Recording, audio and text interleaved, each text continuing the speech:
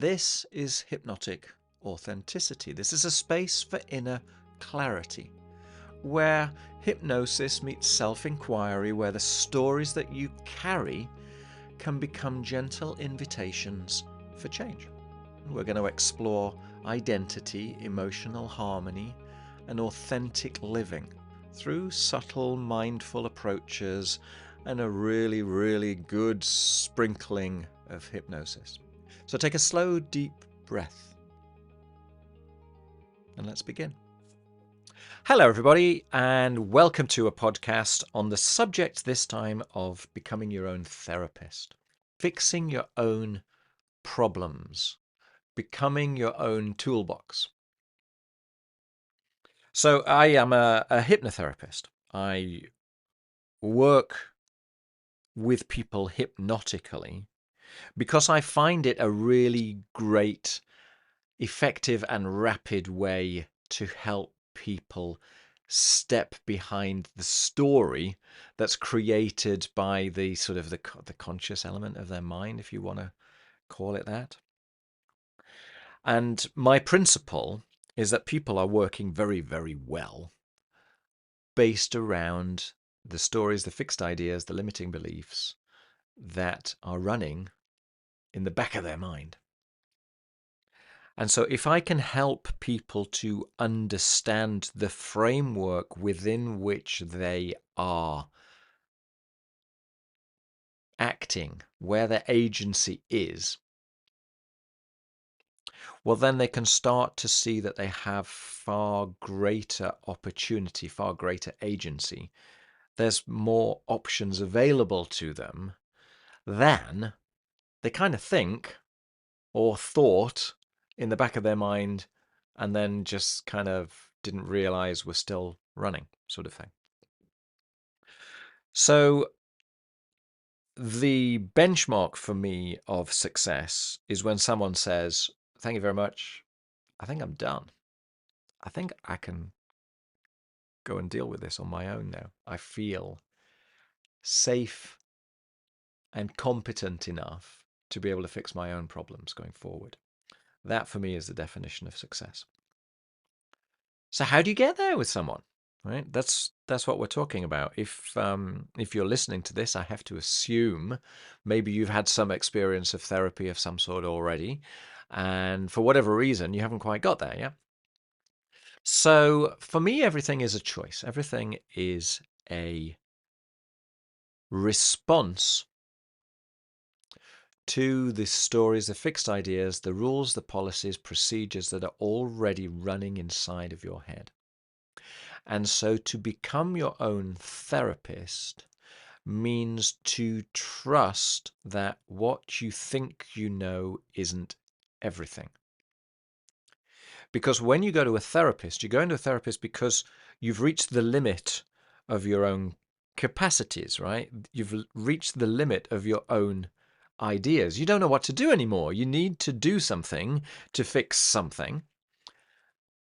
And you've run out of ideas. So you're seeking ideas, you're seeking strength or something from outside of you that might lead you in that direction. Now, what you want to call therapy is a good question, right? Because therapy could be a book, it could be a YouTube video, it could be a relationship, it could be losing your job, it could be someone slapping you in the face and saying, stop it.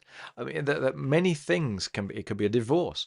Many, many things can be therapy.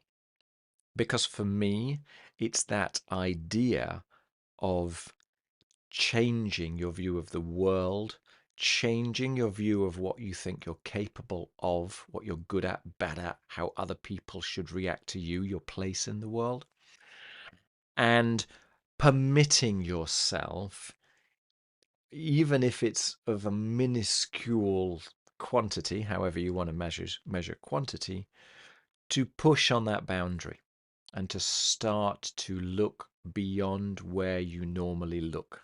You know, I use this anecdote, this kind of metaphor quite frequently of the drunk guy looking for his keys, and it's the middle of the night, and you see him, and he's looking underneath a street light, desperately scratching around in the ground, and you go up and ask him what he's doing, as if maybe you can help, and he explains to you that he's looking for his keys, but that actually he doesn't think they're here.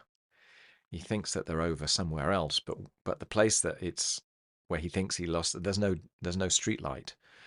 So instead, he's looking where he always looks. For me, this is intrinsic to the human condition. We tend to try harder in the things that we already know. We remain, because we don't really have the capacity to look behind ourselves, we remain within the framework of what we think it is to be us. We remain within the story. And so we end up doing more of what we were already doing. And so no wonder we end up banging our head against a brick wall, because it didn't work for the last however many times. I also use this phrase a lot, that when the definition of insanity is doing the same thing you did before and expecting stuff to change. So my view of therapy is de-hypnotizing people, right? It's getting people to snap out of the stories by which they are defining their conclusions. They don't even need to know what it is to replace that with. They just need to come to the conclusion that perhaps the stories by which they're defining themselves aren't helpful. They don't even need to know that they're incorrect, but they might want to use the idea that they're unhelpful, and perhaps it could be worth looking elsewhere. The reason I use hypnotherapy is because it's a fantastic way of getting people out of their head and into their body, into their felt sense, which is in itself is the most extraordinary way of getting people to see an expanded sense of self-awareness, which is what I'm aiming for. Yeah, it's as if the stories are created by the small part of our mind, and there's so much more going on if only we could tap into that. And so I use hypnotherapy as a way of quietening that chattering, assumptuous part of you, and permitting the quieter voices to maybe say a word. And seeing what comes from that, and learning from that, and trusting yourself, so that people can get a better grip on their internal compass. The more you think with the front of your mind, the more you think with your intellect, the less you use that feeling compass, your intuition, you might want to call it. And the more you stretch that boundary, the less likely you are to then revert back to your felt sense, the more likely you are to intellectualize.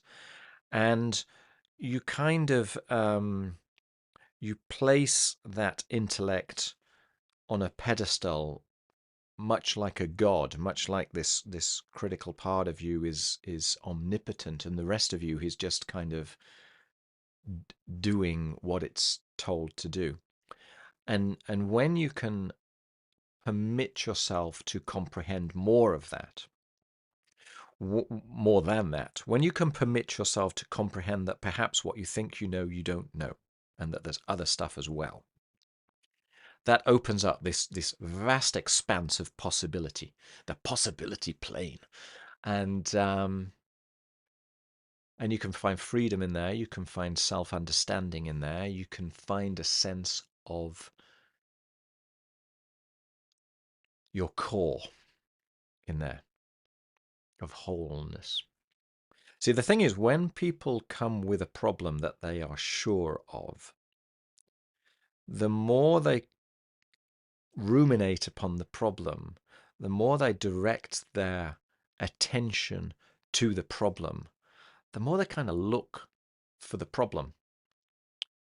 If they were going to fix it, they would have already fixed it. So therefore, something has to change.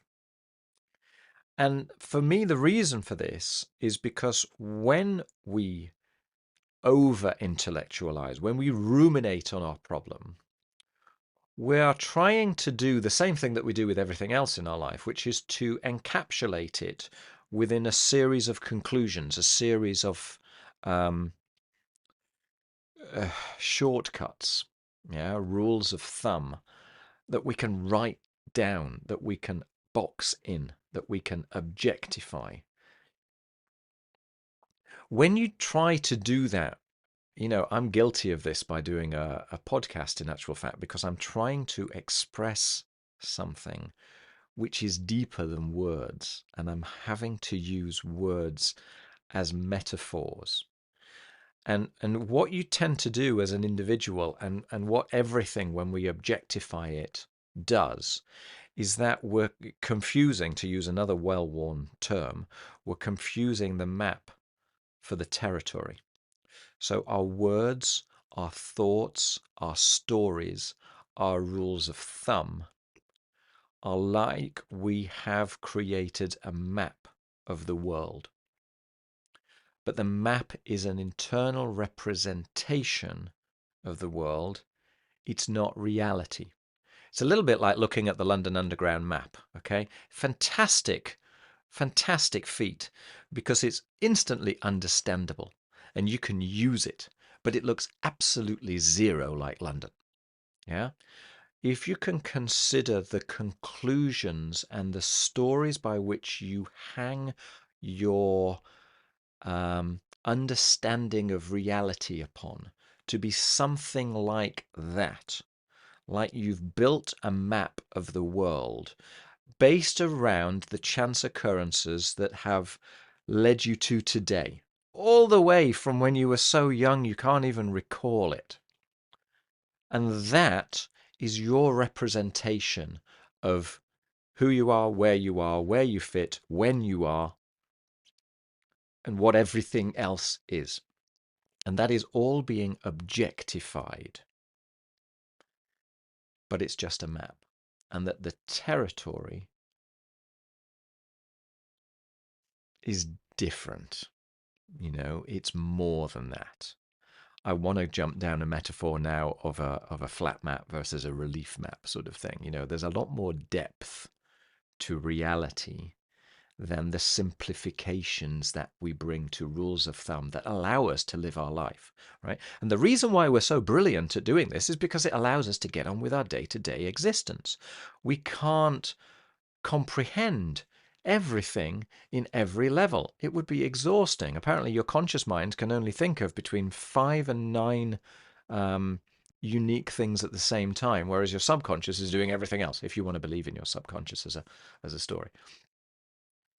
So it's fantastically important to use rules of thumb to get through your day.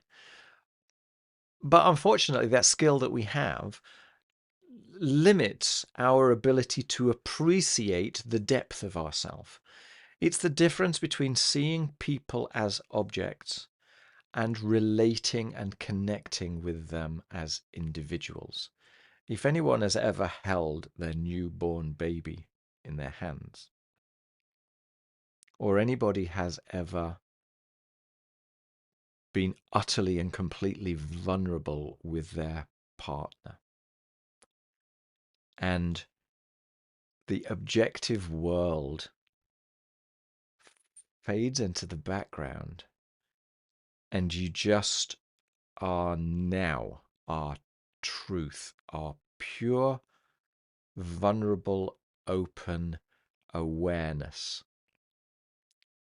That's the level of depth that I'm talking about, that you can't enunciate, that doesn't fit on a page, because it doesn't communicate with words. It communicates with feeling, it communicates with gut, it communicates with energy. So the harder you try to define your problem and fix your problem, the further away you are getting from the rest of you, where the solution probably lies. Yeah. The more you try and define, the more you try to rigidify things. Whereas the true nature of the beast is that everything is changing, everything is in flux. But by needing to define, we block ourselves in rules, policies, procedures, in being consistent with yesterday, in being able to be presentable to the world in a consistent manner in order to make sense of what it is that we think we are. Once you snap out of that, you're able to notice more. You're able to, a bit like a Jenga game, start to pull away some of the bricks of what you think is your sense of reality. And it's uncomfortable doing it, right? Because you are destabilizing your sense of reality. But every time you do so, you experience something differently.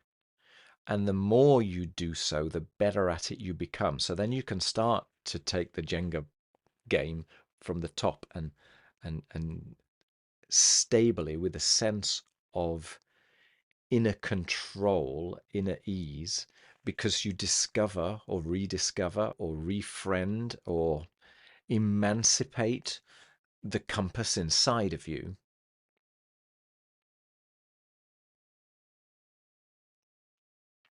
And so you can start to trust a different methodology of thinking about yourself. So what we're talking about effectively is opening up to things that are more than you think you are. Observing what also that might be, Jenga piece by Jenga piece. Putting that into action. Trying something that might fit with that different potential and seeing what the feedback is. So not suddenly jumping off the 10-foot diving board and hoping that you don't hit your head on the bottom of the pool, but taking little experimental chunks towards a broader experience of you and seeing how that feels. And then taking stock and asking, does that mean that I need to shift my view of everything? So the more that you open up to that, the deeper your sense of your reality becomes. And the more you open up to, another cliche, the experience of now, rather than of trying to predict and control. So you trust yourself more. You start to listen to everything. And the more you exercise this muscle, the more you build a repertoire of different, better ways of attacking certain issues of life. So you become more capable as an individual. And there's a tricky thing, right? Because you're pushing beyond your comfort zone. But every time you do so, and then you go, still here, still safe, and I've learned something new. Even if you make a mistake, well, everybody makes mistakes anyway, right? When you learn to walk, you fall over. But even when you make a mistake, because you're starting to experiment and you're not taking massive strides forward, you're just doing little bite-sized chunks. It's measured, it's okay. So you're gradually building your self-confidence, your self-assuredness, your capabilities. your flexibilities, your agency, and your potency. And the more you do that, the more you trust yourself, the less you need to um, abdicate your personal power to things outside of yourself. So you feel this tremendous sense of self. And then you're prepared to do stuff. That, for me, is what becoming your own therapist is all about. It's about re-establishing trust with yourself. It's about re-establishing the boundaries of what is within your control and what is without your control. What is important to you that you have agency to act upon? What is not important to you, and what is important to you that you do not have agency to act upon? Understanding where that boundary lies and focusing on what is within, what you are able to choose. So it's building that sense of your own capability to the point where you can then say, thank you very much, Chris. I think I can take this on my own now. There's 1,000 ways that you can reach that point. So personally, I do it through hypnotherapy, right? Because I consider this idea that the objectification of the world is done through our conscious critical faculty, that there's part of our mind that wants to name itself as the captain of the ship. And so in my story, I am allowing people, permitting people to observe the rest of themselves, which is an empowering way of building extra options. Other people might use mindfulness, they might use meditation, they might use yoga, they might run a marathon, they might do CBT. There's a whole variety of different things. And intriguingly, they all work if you are of the mindset that you must do something. And none of them work if you aren't of the mindset that you must do something. You must be prepared to open up to other possibilities rather than simply defending the righteousness of your current problem. So there is a time and a place for therapy, and there is a time and place where it just simply won't work. So what's most important is people have come to this understanding and are not only willing to open up and ask other people, but they are willing to consider what comes back and not simply try yet again to re-justify their current thinking, their current mechanisms. Well, on that basis, the sky is the limit. So suddenly, Henry Ford, whether you believe that you can or you can't, you're right. Yeah. So change your beliefs. Suddenly, wow, the opportunity set is wide. When you get to the point where you feel as though you can trust yourself, where you have the ability to regulate your emotions and choose the way that you perceive rather than simply running on autopilot, you are less inclined to search for solutions outside of yourself, and therefore you care a little less about what other people and other things think about what it is that you're doing, and you listen a little more to your internal compass. So you're far more likely to go after the things that you think you want.